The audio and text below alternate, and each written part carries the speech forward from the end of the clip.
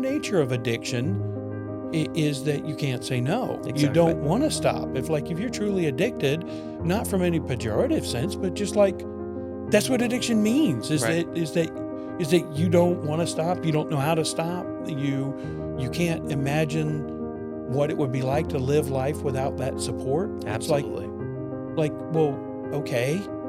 All you got to do is be willing, and then what? You enter an environment where other people are facing that. I mean, for some people, you have to hit the crisis, right? Sure. And when I say crisis, I mean life disruption. It doesn't have to be a complete tragedy. Unfortunately, that's the scary part, right? Yeah. You don't get to control how that unfolds. And so I'm for doing all the invitation you can, all the setup, all the recovery tools, all the recovery capital that you can muster in a situation, and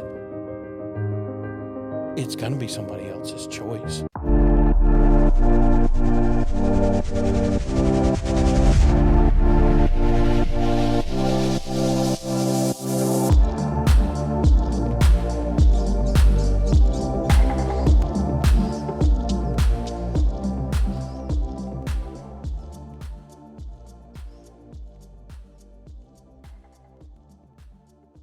Good morning and welcome to Finding New Waters. My name is Graham Durgee and I'm the founder and CEO of New Waters Recovery in Raleigh, North Carolina.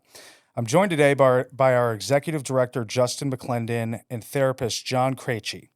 John is a licensed clinical social worker who works with teens and young adults specializing in trauma, addiction, and change management. He serves as board president of Journeyman Triangle, a teen mentoring and leadership development organization, and as a member of the advisory board for NCSU Masters in Social Work. John does most of his work with young adults, teens, and their families who have suffered with trauma, addiction, dependencies, and various forms of failure to launch.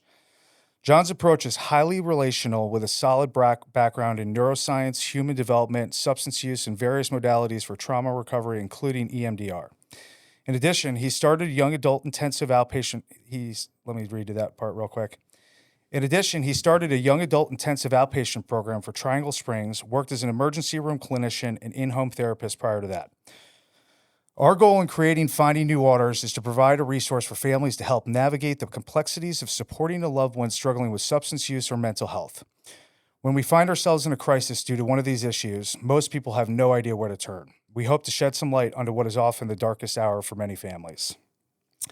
So, John, thanks for being with us today. Yeah, glad to be with you. Of course. And, we've obviously had a little bit of time to connect here before getting on live. And, one of the things that I love to start out with in a lot of these episodes is I love to get just like a little bit of an idea for how did you get into this work? How did you get into this field? I find that it's always pretty interesting. There's always a good story kind of aligned with that typically because, again, this isn't really, this isn't a work that, you kind of grow up and say, that's what I want to do for the rest of my life. There's some sort of episode or situation that kind of brings us to the work that we do. So tell us a little bit about how you got into the behavioral health field. Oh, wow. I've got 3 sons. They're all late 20s, early 30s now. And I think the challenges of parenting and, well, frankly, going through divorce, I got support going through that process. And that support allowed me to really shift the way I show up in the world. And like a big target for me was I really want to be friends with my kids in their 20s. Like when they come back, it's like teenagers don't want to be around you often a lot of times, but when they come back, I want to have done enough that my kids really want to know me. Yeah. And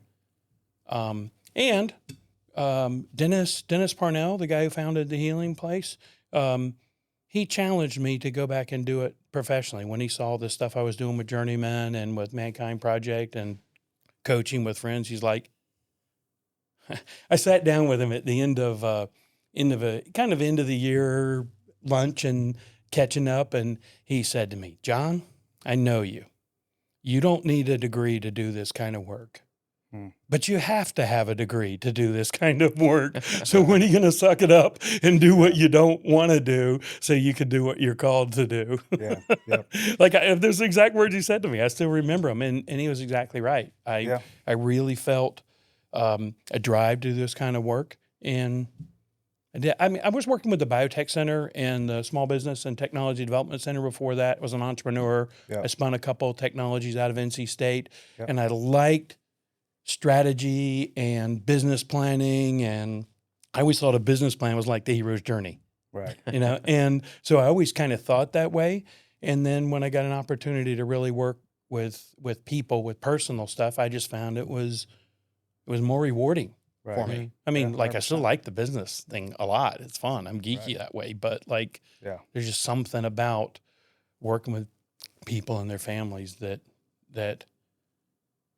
I was just, I don't know. I guess that touched me so incredibly deeply. And rewarding. that's it. Yeah. Yeah, no, I mean it's obviously it's tough to work in this field from a lot of perspectives because obviously we see a lot of people that don't make it. We see a lot of people that aren't successful. The success rates in general, I think, are pretty abysmal. In the behavioral health field, and we're obviously always trying to kind of figure out how we can be better at that. But it's so amazing when we get a client that comes in and the light has turned back on in their eyes, and that's what it's all about at the end of the day. Absolutely. When you see those alumni come back, when you see those clients come back who have taken the suggestions, who have followed the path, gotten out of their own way, surrendered to the process, and incredible things happen for them. So incredibly rewarding work that we do, but also really hard work too. Now, and I know, from kind of looking at your bio and all that, that you like to work a lot with families and kind of young adult patients as Yeah. well. So tell us a little bit about the work you do with young adults. Yeah, sure. Yeah. You know what's really big in my mind, just because you said about the pain and doing this kind of work, like the reason I don't think I'll burn out, it is painful when you lose someone. That's Yeah, really Absolutely. tough to move through. But in general, I don't see it as my job to fix people's pain. Right. That I think the pain is an invitation to wake up. And like I respect pain deeply. Like I don't tell somebody who's in the middle of the pain, oh, that's going to be a gift to you. It's like the appropriate response to that is, well, wouldn't be appropriate on a podcast. Right. But like that's the big thing to me. It's like I see my job as trying to partner with a person for them to understand their pain and shift their relationship Yep. to it. Mm. So that's with a client, but gosh, maybe even more so with parents, like with family. It's like when you see your kid suffering, someone said to me that having a kid is like taking your heart and putting it on the outside of your chest. Mm. Like, anybody can hurt you and there's nothing you can do about it. Yeah. And I see that as the source of so much of the trouble. It's like you train a kid up and they start being independent or rebellious. And at that point, you don't have direct control anymore. Mm. You have to figure out what kind of influence you have, but you don't have control. And so they're subject to, the world and all the things that happen in their own immaturities. And so figuring out how to help someone help their kids and help themselves is I guess a big part of what attracts me to it. I like doing that part of the work. Well, and it's so counterintuitive too, right? As a parent, I've got 3 daughters myself, and as a parent, when you see your kids struggling, you want to circle them up, hug them, and just never let them leave, right? And that obviously doesn't work in this situation, right? And I think that's a big thing that we on a daily basis are talking to families about is codependency, enabling the situation, finding where that leverage is for these young adult clients specifically. Like, is it financial? Are they providing, a roof over their head? And really, trying to kind of, manipulate in a lot of ways to help them make the right decision. And, can you elaborate a little bit on that, Justin? Yeah, no, absolutely. I think some things we were talking about before we went live is I think a lot of times especially if you have a young person that is struggling, right, or whether it's an active addiction or there's other things that are going on, or they're just stuck in that place as you referred to it as this kind of dependent position, if you will.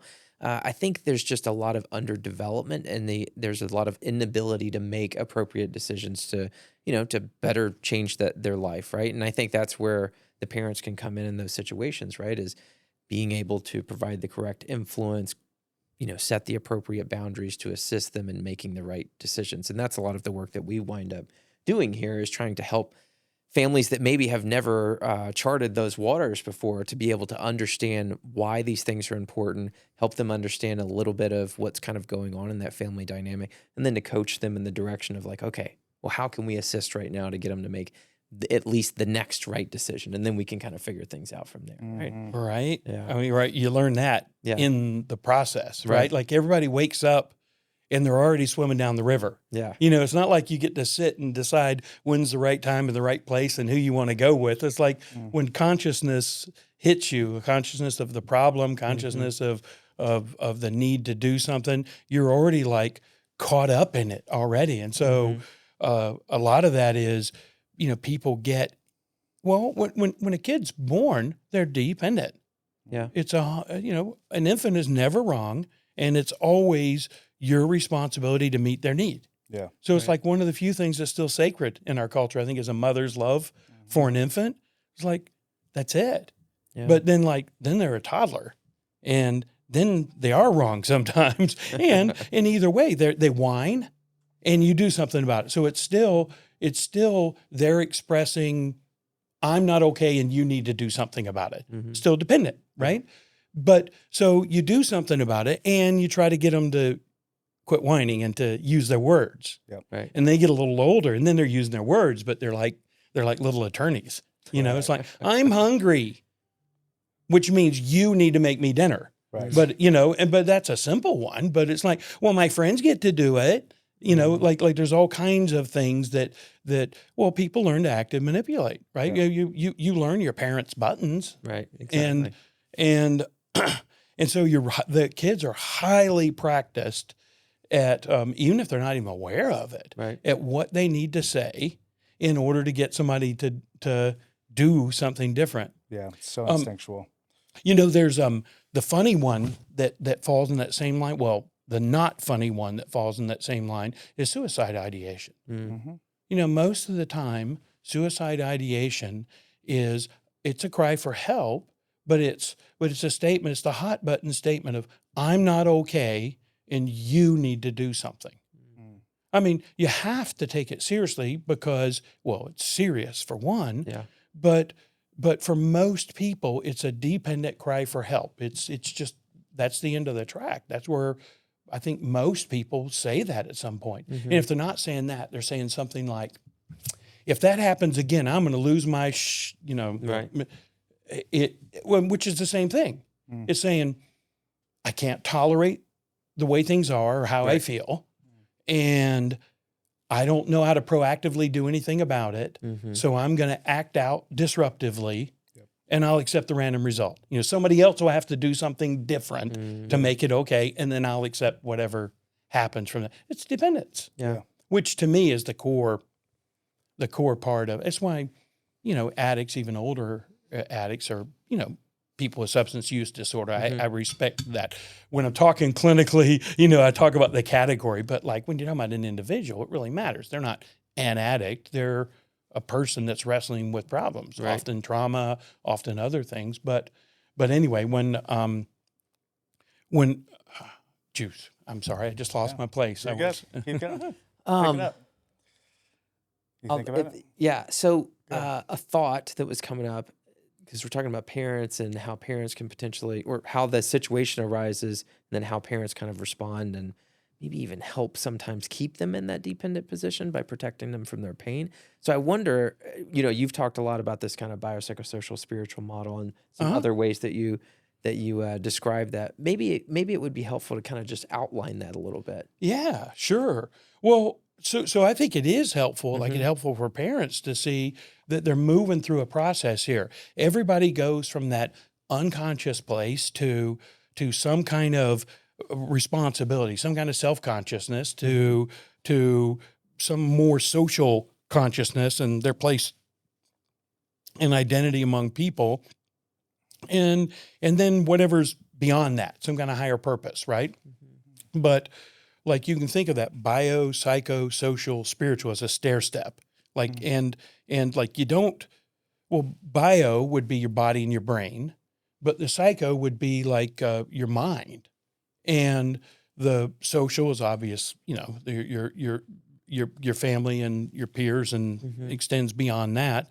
And then spiritual, I try to define spiritual as something like your existential narrative, right? Like what you really believe about the way the world works and your role in it. Yeah. And if you really want to pursue that one further, I like to think of it, at least in my work, I like to think of it as what's your relationship with suffering and what's your relationship with beauty. And I think a big part of AA is teaching people how to have a more healthy relationship with suffering, both previous suffering and the day-to-day Yeah, that that's you encounter.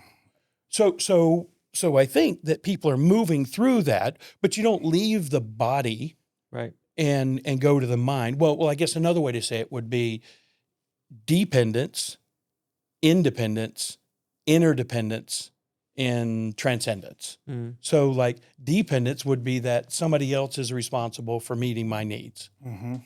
Independence would be, okay, I'll meet my own needs and I'll meet some of your needs in order to get my needs met. Like an employee, that's what you expect from an employee, right? There's the contract.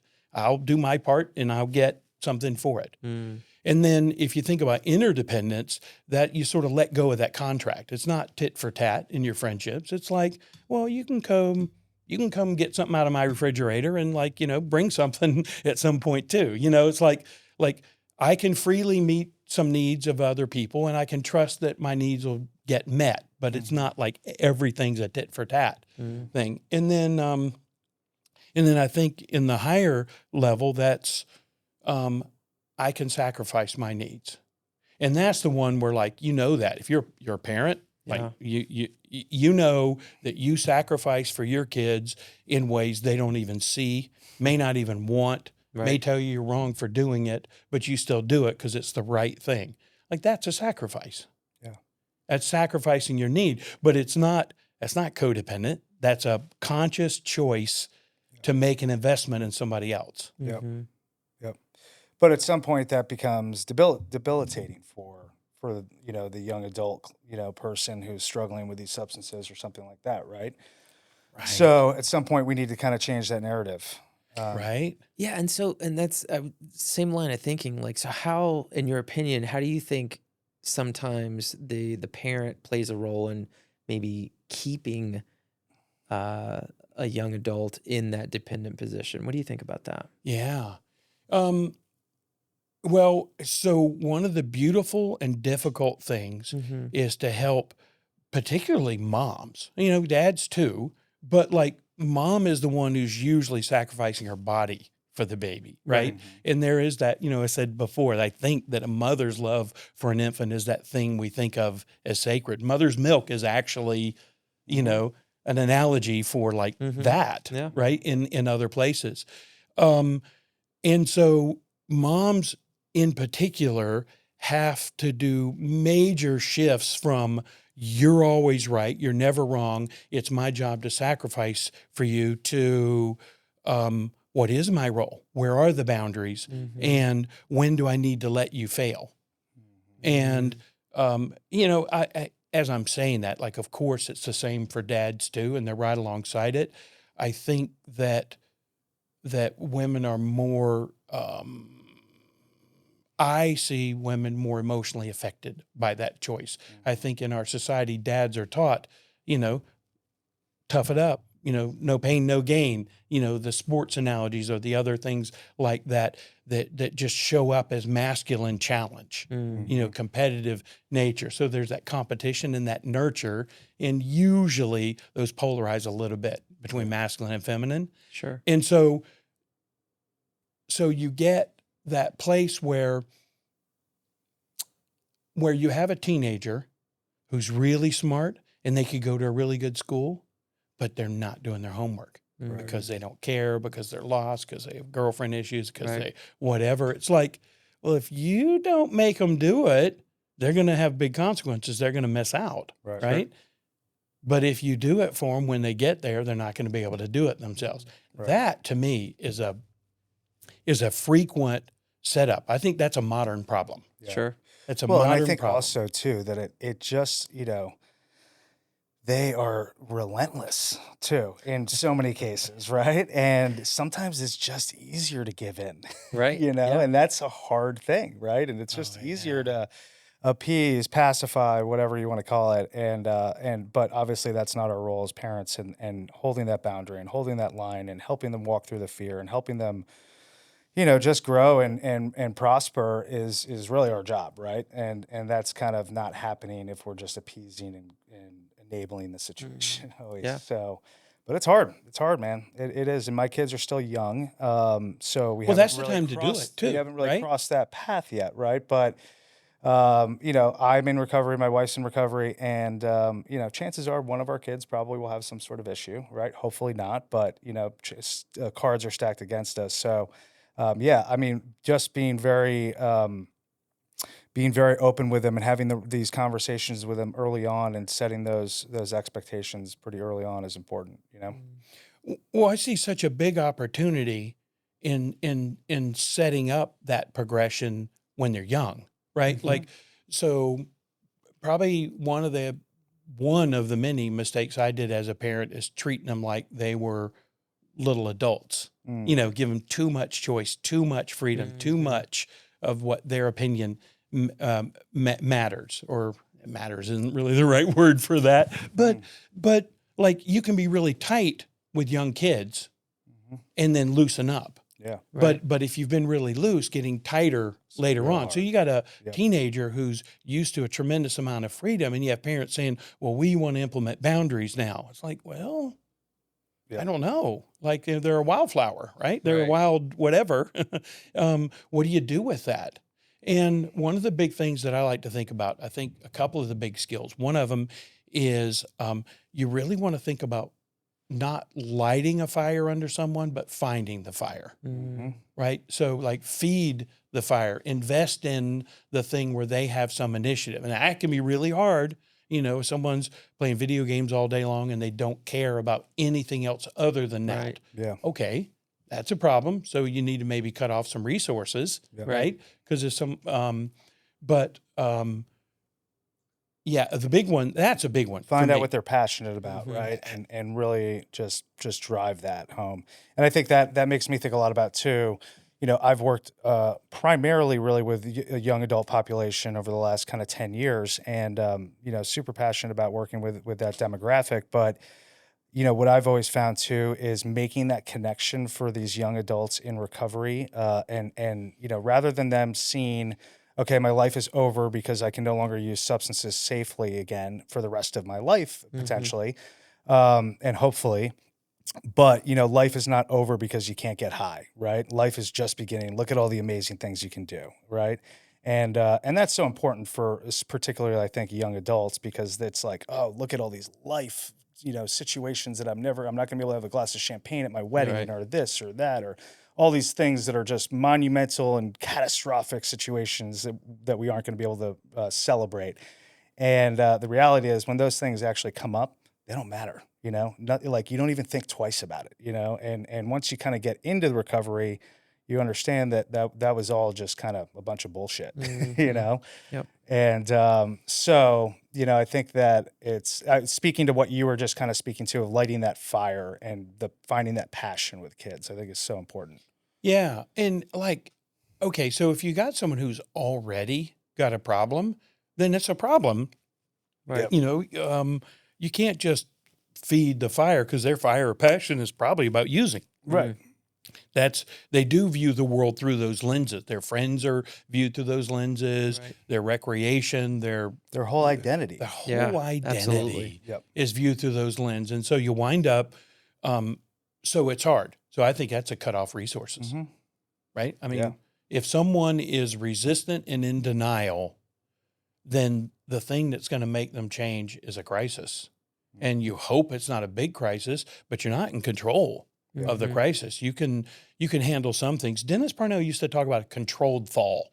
Mm. So, like if somebody is in denial and resistant and they're not going along with your thing, as well, first off, if you're the one supplying resources, don't invest in anything you don't agree with. Right. And if they're resistant and they say, well, I can do this on my own, then you kind of set them up or to make their attempts. And if those attempts don't work, you're ready to catch them. Yep. And that's, I think, what he meant by controlled fall is Yeah. like, okay, I can't control you, Right. and there's going to be a fall. One of the things that I talk about with parents is that can be really frightening and difficult is that insight doesn't usually change someone. Mhm. Like if you're waiting around for them to finally go, I'm tired of this and I want to change, that's probably not the way it's going to happen. Right. It's probably going to be something happens that forces their hand to change. Yep. And I mean, usually it's something cuts off their resources, right? So a lot of times older people, they might not change for a partner. They might change for kids. Right. But they're really going to change if they lose their job, because Right. then their finances get cut off. Right. And then, in more tragic circumstances, somebody gets a DUI or somebody Mhm. has got to go to jail. Jail stops people. There's jail that saved a lot of, well, you guys would know that. There's jail that saved lots of people. Yeah. Right. Yep. Absolutely. 100%. Well, it's really hard because when someone's addicted, they use their weakness as the leverage point. Mhm. That's their power. Like, oh, you have to. I mean, that's that dependence again. Yeah. I'm not okay, and Mhm. you need to do something about it. And oh my gosh, if that person has struggled with anxiety or depression Yeah. or eating disorder or some other kind of struggle like that, where they're having a harder time than their peers, it's like, well, of course you're going to help them. Of course you want to. And that old thing from recovery, don't do anything for someone that they can do for themselves. Mhm. Or if you do, you're going to disempower Right. them. Absolutely. It's hard because if someone has a dependency that they're not able to let go of, to move through, you got to treat them differently than you would. Because like most of parenting is about love and hope and optimism, and here we're going to give you this chance, this momentum or whatever. Yeah. But if someone is in that dependent place, they're going to eat up all the resources, all the hope that you put at them is supply. It's a stash. Yeah. And I feel like we see that a lot too. Like you were talking about limiting or cutting off those resources as a method of kind of helping that person, grow or make the right decision. And I think, going back to that, like we see that a lot, right? I mean, whether it's a young adult, I mean, sometimes it's an adult, right? And it's a intimate relationship that we're dealing with, and the spouse is trying to get the other spouse to make the right decision to enter treatment, all kinds of different shapes and sizes, right? But we see a lot of that where, the person is considering treatment, or maybe they've even come in to us to detox, and now we're talking about that next level of care. And you see a lot of times where we're saying, hey, given this current situation with this, we're saying you need to do X, Y, and Z.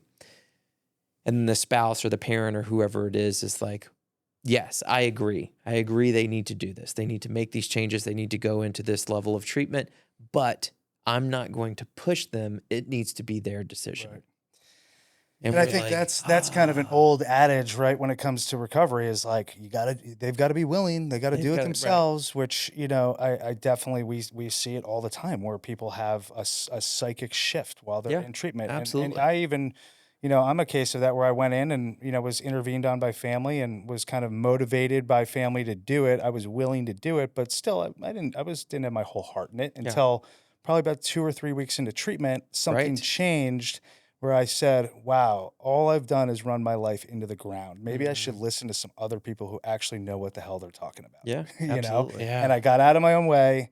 I surrendered and I just put my hands up and said, I'll do whatever you guys tell me to do. Yeah. Right. And that's what makes the difference, So that's interesting what you just said, because I think what you were saying is that the light went on for you, or things shifted for you while you were in treatment. 100%. So like Yeah. I don't know, you get moments of willingness Right. from people where they're Yes. soft. Right. And I say to anybody who listen, don't, if somebody says they're willing to go, go. Yep. Be Yeah. prepared for them Yes. to say that. And when they say go, go. Yep. Don't, Yeah. you don't Don't need wait. a bath. You Yes. don't need to change your clothes. You don't need a Right. You toothbrush. don't need to see Just your go. girlfriend. You need to go. You definitely don't need to see the girlfriend first, No. right? Because any one of those things gives an opportunity for someone to settle back out of. Absolutely. Because it takes willingness, but like, I mean, the whole nature of addiction is that you can't say no. You Exactly. don't want to stop. If you're truly addicted, not from any pejorative sense, but just like that's what addiction means is Right. that you don't want to stop. You don't know how to stop. You can't imagine what it would be like to live life without that support. Absolutely. It's like, well, okay. All you got to do is be willing. And then what? You enter an environment where other people are facing that. I mean, for some people, you have to hit the crisis, right? Sure. And when I say crisis, I mean life disruption. It doesn't Mhm. have to be a complete tragedy. Unfortunately, that's the scary part, right? Yeah. You don't get to control how that unfolds. And so I'm for doing all the invitation you can, all the setup, Mhm. all the recovery tools, all the recovery capital that you can muster in a situation. And it's going to be somebody else's choice. Yes. And that's the painful part, especially Right. when it's your kid, right? Because if they hurt themselves, they're going to hurt you. Mhm. You're going to hurt in ways that you can't, Yeah. well, whatever. I don't want to use hyperbole on that, but most parents have that thing that comes up when you think about your kid hurting. And yet, if they don't suffer, if they don't fail, I mean, if you don't have the pain, you don't wake up. Yeah. That's just, I think that's the There's nature no of growth consciousness. without pain, Yeah. right? It's a great motivator, and I think that is. yeah, I mean, listen, it's interesting too when you think back, and I think back on my kind of story and journey and all of that, and yes, a lot of pain, a lot of very difficult times, in my mid-20s, but I wouldn't change a thing, and that brought me to where I am now, right? And that experience has made everything of me, and it's given me a career and all of those things where I didn't have a whole lot of direction prior to that. So, yeah, I mean, I think it's really important to kind of look at that motivator, and and it's like shifting your perspective on like what is what is that pain, what is that fear? It's not really that bad of a thing if it's creating a lot of beauty in the long Right. run, right? Absolutely. So we're Well, so afraid of uncomfortability, Yeah. Well, and I think that goes back to what we were talking about to begin with. And this is, my expression of that, but, let parents, and I'm guilty of the same thing with my own two boys, right? But you have this tendency to want to protect them from the pain. And then, we're doing that because we love them and we want to keep them safe and all that stuff. But at the same time, to your point, like we're also, robbing them of opportunities for growth, I think. You know what I mean? Yep. Yeah, 100%. absolutely. Yeah. And I think that's the same thing when we're talking about, these decisions, right? Recovery versus continuing with substance use or whatever the behavior is it's the same thing without setting those boundaries, without, cutting off or limiting the resources, right? We're really doing the same thing. We're just kind of, trying to protect them from the pain, so to speak, right? Yeah. Yeah. So sitting here talking about it as an abstract thing, Yeah. it's like philosophical, right? Right. The pain thing, Yeah. right? But like everybody's pain is like 100%. Your pain, your triggers, your things, they don't scare me. Right. Like I could sit here all day and talk about whatever deep things you've been through, Right. and I'm good with that. Mhm. But mine scare me, Yeah. right? And it's the nature of it. And that's what, especially as with parents, it's like, well, how do you move through that? And I think that like a first stage is people have to feel comfortable at first, right? Mhm. Because they just do. If you're not comfortable, then somebody's not paying attention, right? You're like, that's your first sign. But like the more you sit with it, comfort's not the answer. In fact, that's actually addiction might be defined as addiction to comfort. Sure. Mhm.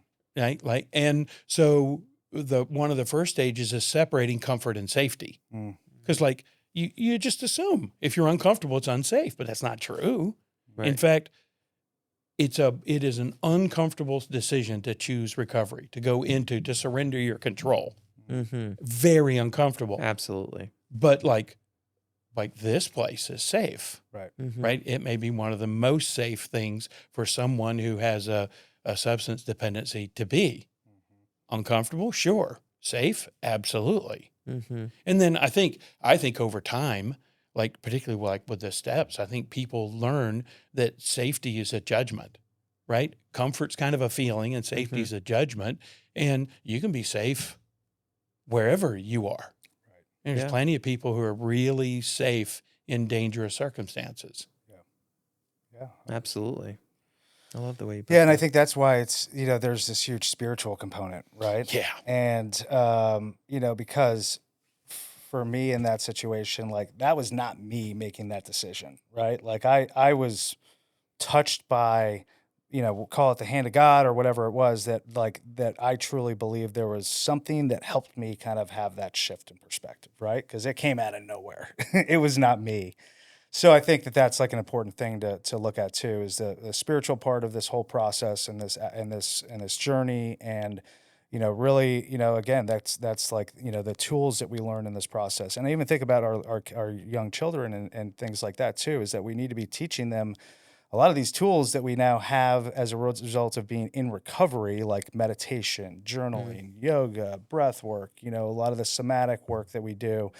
That's all stuff that kids should be doing in the schools, right? Yeah. And like we need to be teaching them these life skills early on. And unfortunately, it's not talked about. It's not championed at all.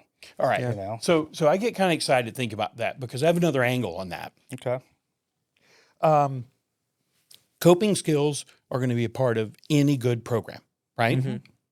But one of the things I saw, like at Triangle Springs, Mm. I found that until you recognize what someone's pain is, what they're really struggling with, they usually don't want a coping skill. Mm. Because it's like, oh, you can teach me to breathe? Is Right. that going to change my Mm-hmm. whatever? It's like, no. Like a lot of times symptoms are the cry for help. Mm. Suicide ideation is chief among them. And that's such a touchy subject. You have to take it seriously as if it's an intent when you hear it. And you got to explore that. But when you do that, it's what I saw in the emergency room all the time. It's that cry for help. Yeah. Well, it's not a good measure if somebody does less suicide ideation, Right. right? The good measure is that there's some shift in their life where they don't need that. It could be that. But if you're just telling someone, it's basically someone's yelling for help and you're telling them to quiet down. Mm. Well, here, if you just breathe them more, little, you won't be so loud. Right. And they're like, what's really going on is they're acting out because they can't. Well, the earlier thing I said, if that happens again, I'm going to lose my crap. Mhm. What they're doing is they're losing their crap to show you that it's not working. They need something different. Right. And okay, sometimes an incremental help helps someone get back in line and gain some confidence. And I think that's the difference between somebody who has a real use disorder, somebody who's an addict. And I say that affectionately, Mhm. not in a pejorative, but like people who have serious dependency problems, I think of myself as a personality. I don't know why I didn't wind up being an alcoholic, because I'm an intense person. I don't think the rules apply to me. If a little is good, more is better. Like, oh my God, does that sound check all familiar the- to check you all the guys? Do you have boxes. any clients that sound like that? Yeah. And like that gets you in trouble, Right. right? That kind of, and if I was genetically predisposed, I'd probably be an alcoholic because I gave it a good run when I was, a young man. Mm. And, I say that kind of tongue in cheek, but it's like, I think that people who encounter that, who have that problem, need to be respected as being different. There's Mhm. something different going on for them that they need help managing. Right. And it's not like you can just use love and logic to help someone who's stuck in addiction. Yeah. They need something that helps change the framework that they're dealing with. Mm-hmm. Yeah. Absolutely.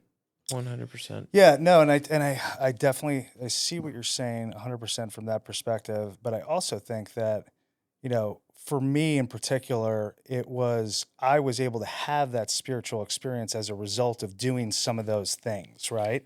Yeah. And that was really interesting because, for me, I was losing my mind, and I literally thought I was losing my mind. I was angry. I was frustrated. And listen, my coping skills had been taken away, so I had none, right? Right. Yeah. So, and everybody said, well, why don't you try journaling? Why don't you try meditation? Why don't you? And it took me about 2 weeks until I was so crazy that I said, okay, this is the only thing that I know how to do. And I said, I'll do it. And I started journaling, and I would go every night to this little chapel, and I would just write, just like, whatever came to my mind. And we can edit that piece.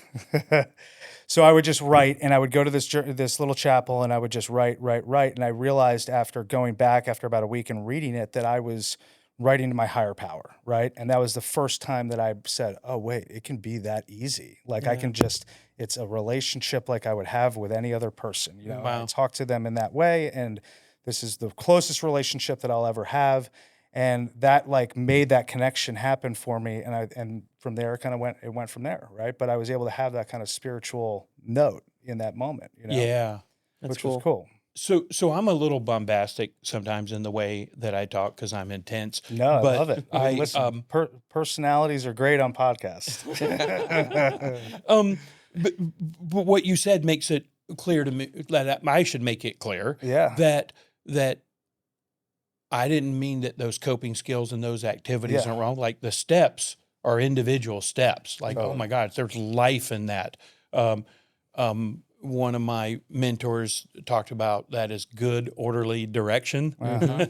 And so I'm a big believer in that. I'm just saying early on and that was kind of the way we framed some of the earlier discussion is like how do you move someone from being in trouble to seeking recovery. And I think a lot of times people would like to give someone incremental help. Mm-hmm. And then someone in real trouble, someone who's addicted, will often reject incremental help as like, you don't get it. You don't see me. Right. Do you have any idea what I'm dealing with? And then the loving parent's like, well, if you just do this, things will be a little better.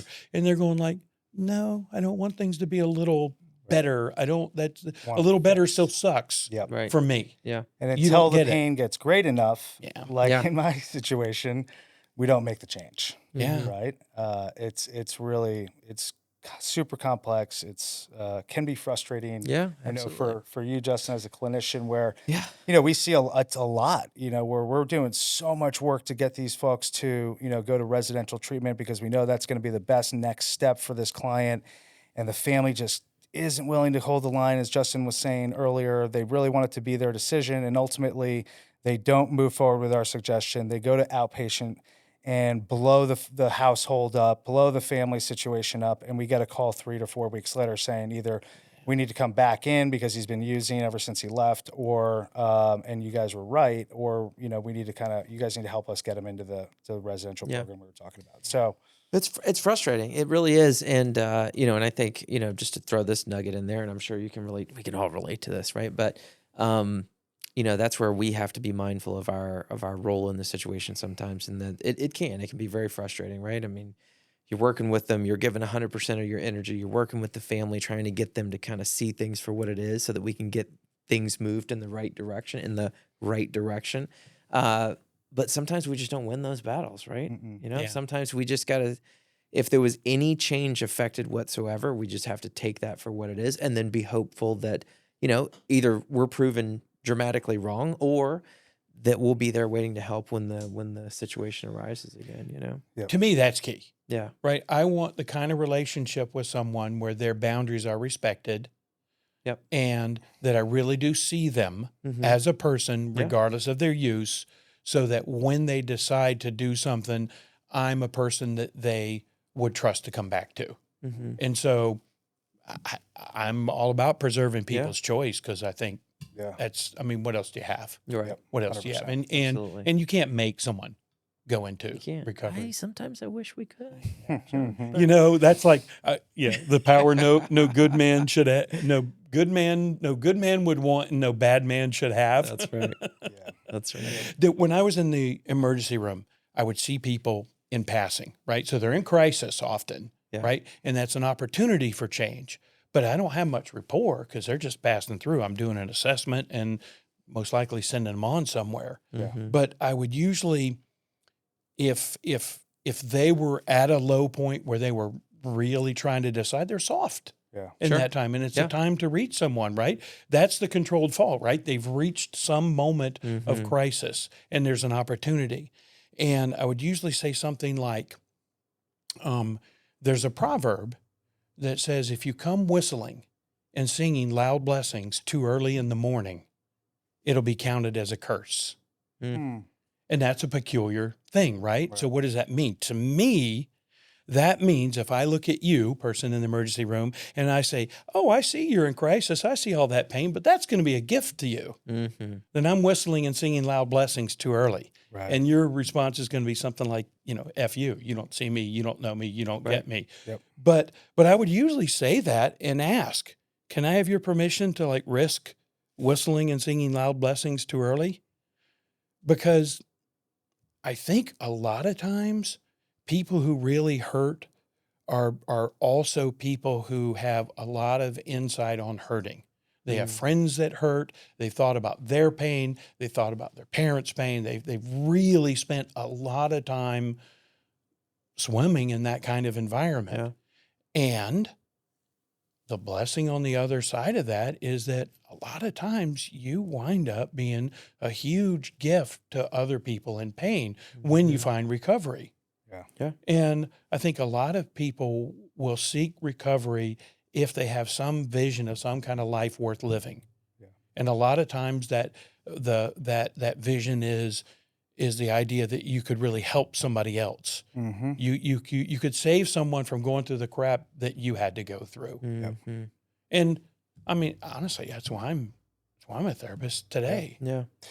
100%. And I Yeah, man. 100% relate to that. What a beautiful way to make a career, helping others. And again, seeing that light turn back on in their eyes. There's really nothing better than that. Yeah. That's it. That's why we do it, right? That's why we do it. So let's do this. So That's right. John, thanks again for being here today. How can professionals, families, and individuals best connect with you?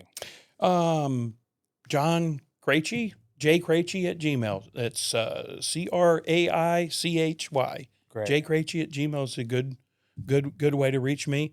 Perfect. And you guys can send them to me. Absolutely. And Would love we'll to. we'll have your information listed on the podcast site and all of that, so we can make sure that people certainly find you if they need Yeah, services. I see people in person downtown Raleigh, Okay. north end of downtown So Raleigh. quick question for you related to that. So I know you work with young adults. Uh-huh. You mentioned you like working with parents. Would Oh, you yeah. take on like a couple or a parent as a client? Oh yeah. Okay, So perfect. so I think when somebody asks what you do and what your specialty Mm-hmm. is, it's addiction and trauma and failure to launch with young people. Okay. But through that work, chaotic family situations, Mhm. because I worked in the emergency room, I work with physicians in recovery. Okay. So I do a lot of adult work. Executive women, oddly, my mom was the mayor of the little That's right. town I'm I from. remember Desiree was saying that. I really like helping strong people wrestle with strong challenges. That's So awesome. I don't do the average couples work like Mm-hmm. date nights and communication styles. Those things are important. That's not my specialty. But Right. if Sure. someone is having, chaotic kinds of trouble in their marriage and they need some healing, some trauma kinds of things, whether it's addiction or trauma, Mhm. I like doing that work. And so I wind up doing parent work and couples work, family work, that kind of thing. Fantastic. Addiction is a family disease. Amen. Absolutely. Yep. Absolutely. Do you have room on your caseload? Yeah. I try to help people and move them along. Like That's I good. don't just hang on. I'm out of network, and that's a barrier for some people. Sure. And so in some situations, I'll do something about that if it's a situation where I think I've got something unique to offer. Mhm. But yeah, I stay fairly busy, but periodically have space. Yep. Very good. So send them my way. We will absolutely forward do to that. it. Well, thanks so much for being here today. Thank you, Justin, for joining me, Yeah. and Happy to be we here. will see you all next week.